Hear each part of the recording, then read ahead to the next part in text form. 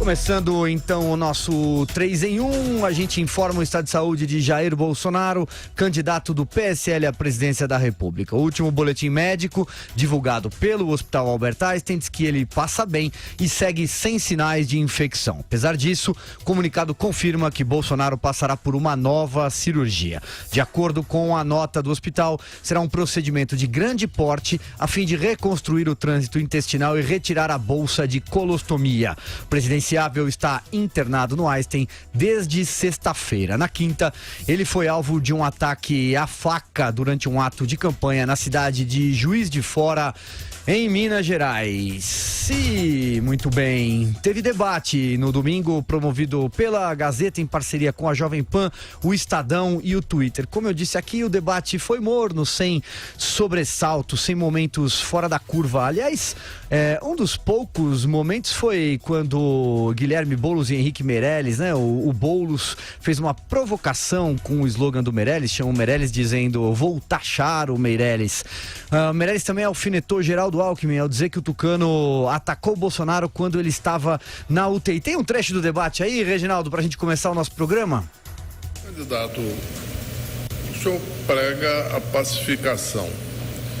No entanto, quando o candidato Jair Bolsonaro ainda estava na sala de cirurgia, seu programa na televisão atacava fortemente o candidato Jair Bolsonaro. O candidato Henrique Meirelles não viu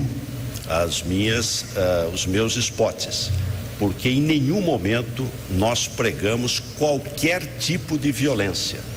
Aliás, apenas o que nós mostramos foram frases não ditas por mim, exatamente para dizer: olha, este não é o caminho.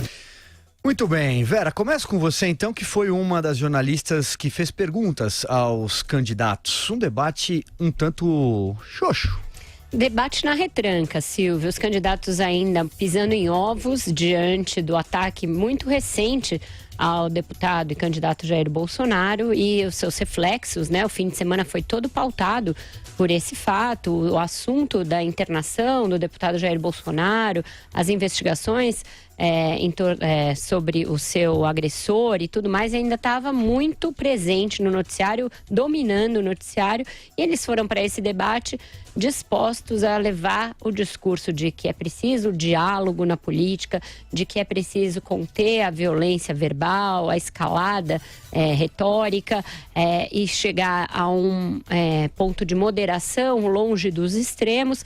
Então essa foi a tônica dominante do debate. Bolsonaro, apesar de ausente, se fez presente desta maneira, né? Pelo não debate, pelas não questões em torno das suas propostas de governo, das suas propostas econômicas, que tinham sido muito importantes nos debates anteriores, principalmente no anterior, no da Rede TV. Então, ficou xoxo mesmo, ficou meio morno. Geraldo Alckmin previu que sem Bolsonaro e sem o candidato do PT na bancada, ele seria o alvo preferencial dos adversários e fugiu um pouco do jogo. Jogou totalmente recuado.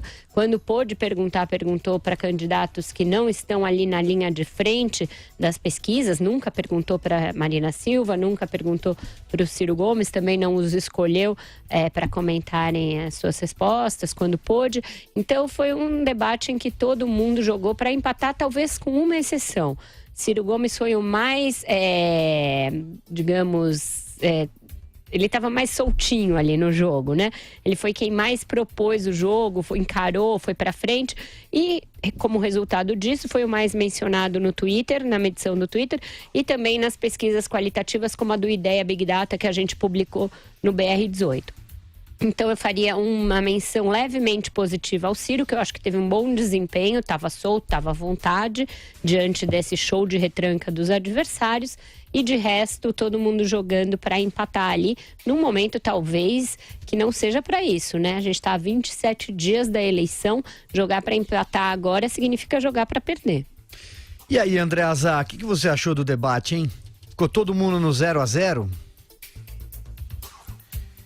O debate expôs, Silvio, uma espécie de limbo estratégico, campanha frente ao tentado sofrido por Jair Bolsonaro. Isso ficou muito claro para mim. Houve o atentado, um fato novo ocorreu na quinta-feira e ao longo do final de semana as campanhas tentaram compreender o impacto do fato, um fato excepcional, sem precedentes, sobre a campanha e de que maneira se posicionar. E não chegaram até agora a uma resposta. Daí porque todos os candidatos, especificamente o Geraldo Alckmin, que era aquele mais beligerante politicamente contra o Jair Bolsonaro, teve de recuar. E isso colaborou para esse cenário descrito pela Vera de pisar em ovos. A exceção, eu também concordo com a Vera, foi o Ciro Gomes, que esteve bem no debate de ontem, como esteve bem nos últimos 15 dias. As últimas 2 semanas de campanha foram muito boas para o Ciro Gomes.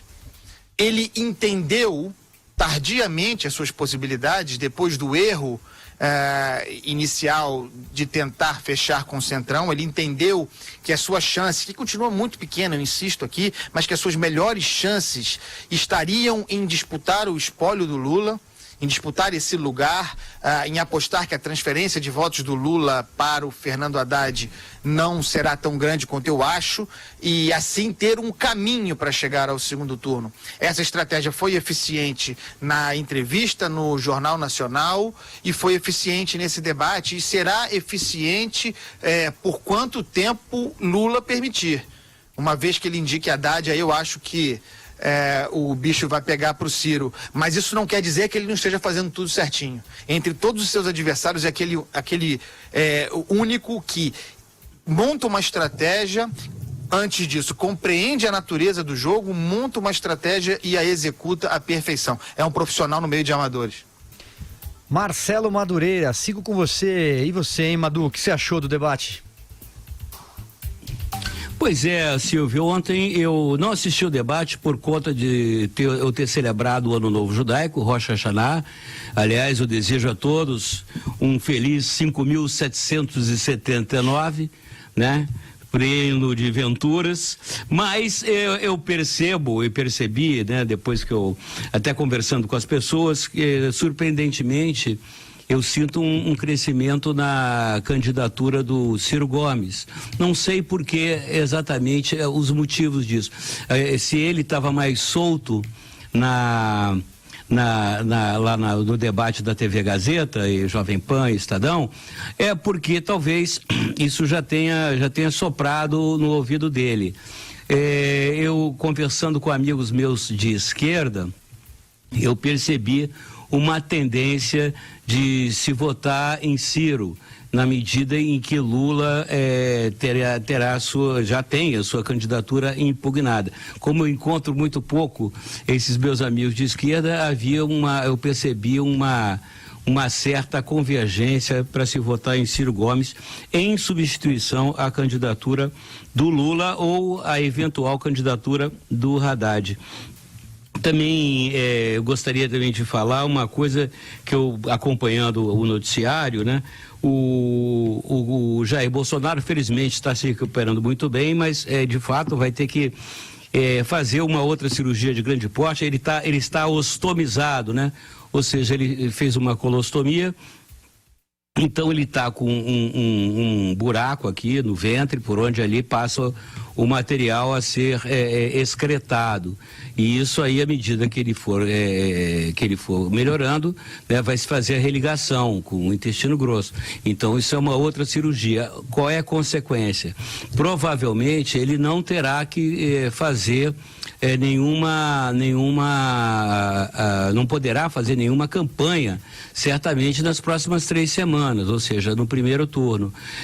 Aí eu fico pensando, qual o papel, né, que o general Mourão, o seu vice, vai ocupar aí nessas 3 semanas. Inclusive a gente vai discutir daqui a pouco, né, aquela entrevista que ele deu na Globo News, que foi uma entrevista que eu achei assim bastante significativa. Enfim, essas são as minhas observações iniciais. Vamos falar do general Mourão daqui a pouco. Aliás, ele foi o primeiro dos entrevistados. A Jovem Pan sabatina os vices durante o Jornal da Manhã. todos os dias às 9 horas. General Mourão foi o primeiro, amanhã será a vez da senadora Ana Amélia, vice de Geraldo Alckmin, Madu. Mas então... Deixa eu falar mais uma coisinha sobre o debate, Silvio. Me chamou muito a atenção que o Geraldo Alckmin não consiga, nem na ausência do Jair Bolsonaro, se colocar como o antipetista ou o antilulista da bancada. Ali tinha quase todo mundo querendo faturar alguma coisa, né, do Lula, né? Marina já foi ministra do Lula, o Ciro já foi ministro do Lula, os dois estão flertando com esse voto. O Meirelles fica com aquela coisa de que o Lula foi o primeiro a chamá-lo, depois o Temer o chamou. Também tenta biscoitar alguma coisa do Lula. O Boulos quer ser o próprio Lula, não se cansa de tentar. E nem nessa circunstância o Geraldo Alckmin consegue dar uma mísera palavra de combate ao Lula, de combate a essa estratégia de ficar perpetuando uma narrativa anti-instituições, anti-justiça, tentando melar o jogo, tentando jogar no tapetão. Ele não consegue dar uma mísera palavra a esse respeito. Quando questionado sobre a corrupção dos dois partidos, vai para a retranca. Nós não coadunamos com isso, não fala uma coisa sobre o que o PT está fazendo, como está transformando a eleição numa coisa totalmente querendo deslegitimar o processo eleitoral, deslegitimar as decisões judiciais, jogando com uma decisão de um comitê da ONU que, na verdade, não tem legitimidade para tal.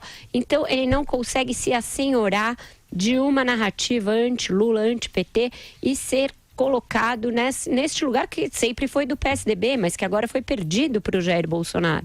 Então é incrível a falta de estratégia e falta de tática dessa candidatura.